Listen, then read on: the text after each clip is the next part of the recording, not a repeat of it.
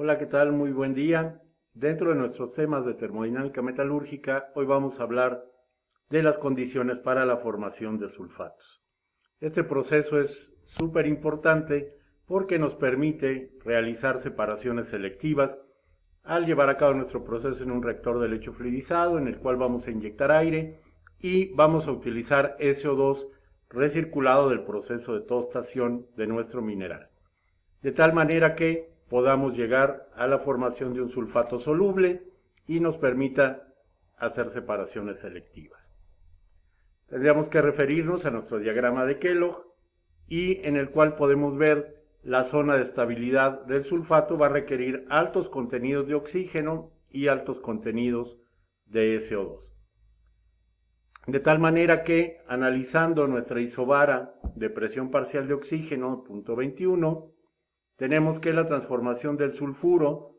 va a pasar directamente a óxido y lo que vamos a hacer es utilizar el SO2 generado en esta reacción de oxidación, el SO2 generado, para que reaccione con el óxido y nos forme el sulfato de acuerdo a la reacción 4 marcada en el círculo, que nos marca el equilibrio entre el óxido y el sulfato metálico.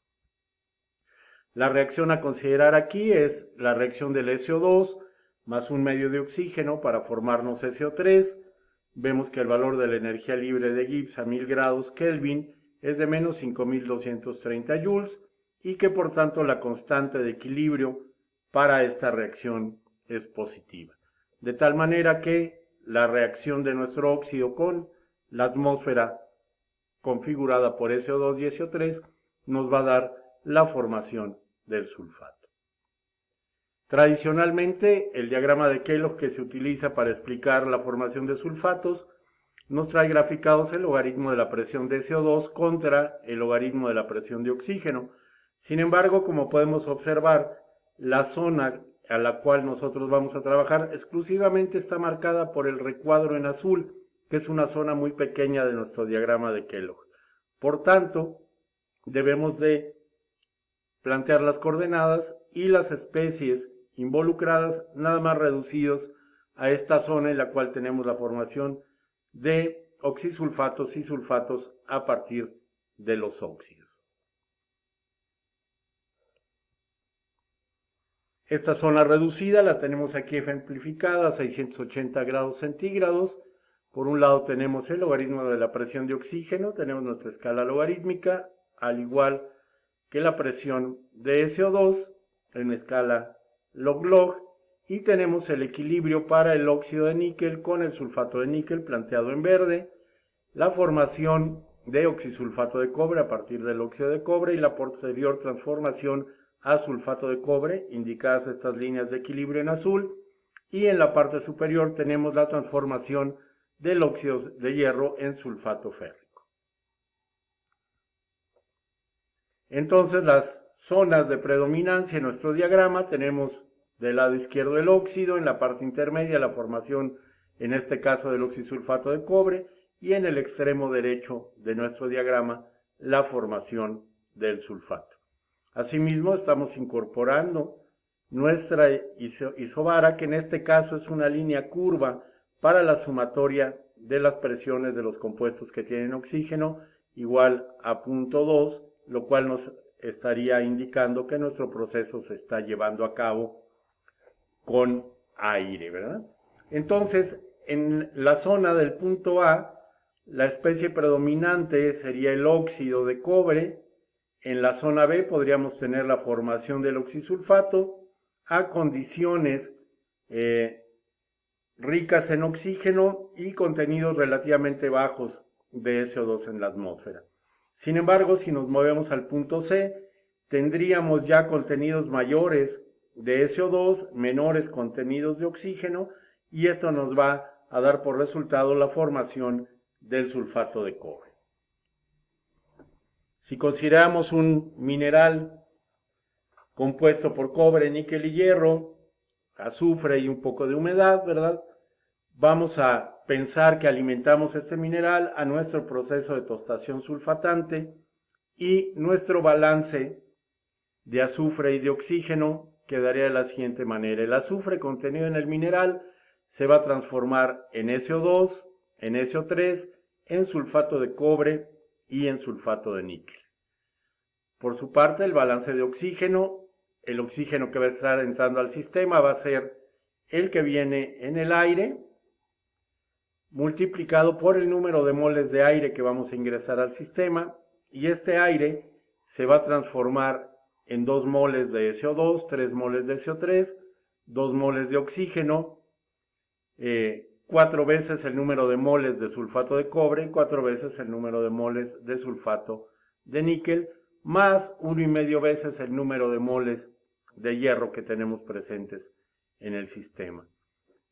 Las moles de producto gaseoso, NT, va a estar dado por el número de moles de SO2, más el número de moles de SO3, más el número de moles de oxígeno que no reaccionaron, más el número de moles de nitrógeno contenidos en el aire, más la humedad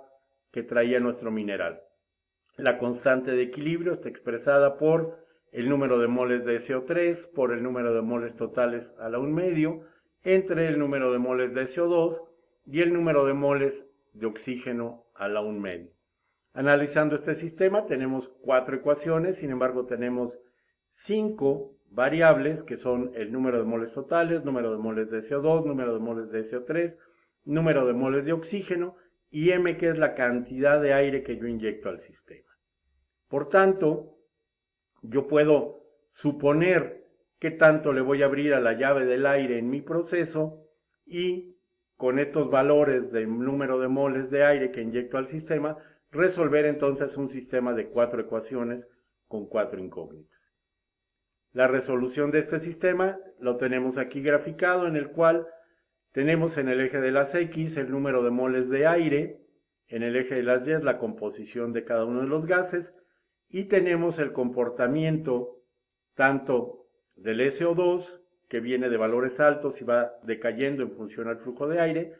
el comportamiento del oxígeno, que se va incrementando conforme incrementamos el flujo de aire, y el SO3, que tiende a hacerse asintótico con el número de moles de SO2 del sistema.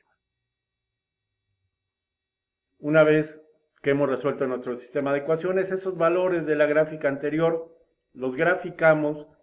en nuestro diagrama de Kellogg y los puntos resultantes nos van a dar la línea amarilla que tenemos expresada aquí en el diagrama, que serían los diferentes flujos de aire que estamos alimentando el sistema. Como era de esperarse, en este caso estamos formando sulfato de cobre, sulfato de níquel, y el hierro permanece como óxido, dado que a las condiciones de presión parcial de oxígeno de 0.21 no es posible llegar a alcanzar la formación del sulfato férrico. Si consideramos la variación de las composiciones en función de la temperatura, que estaría afectando directamente nuestra constante de equilibrio, nos indicaría que, por ejemplo, a bajas temperaturas es más fácil formar sulfato de cobre, sulfato de níquel, y que si incrementamos la temperatura del orden de unos 700, 800 grados, el sulfato de cobre va a estar presente como oxisulfato y tendríamos el níquel presente como sulfato. Entonces, sí es importante considerar que nuestro proceso de sulfatación es mucho más eficiente si lo llevamos a cabo a baja temperatura, porque a alta temperatura quienes van a empezar a predominar son oxisulfatos y los óxidos en el sistema.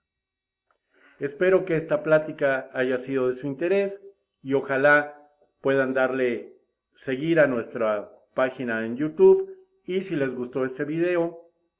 ya saben, dedito hacia arriba. Muchas gracias por su atención y nos vemos en la próxima cápsula.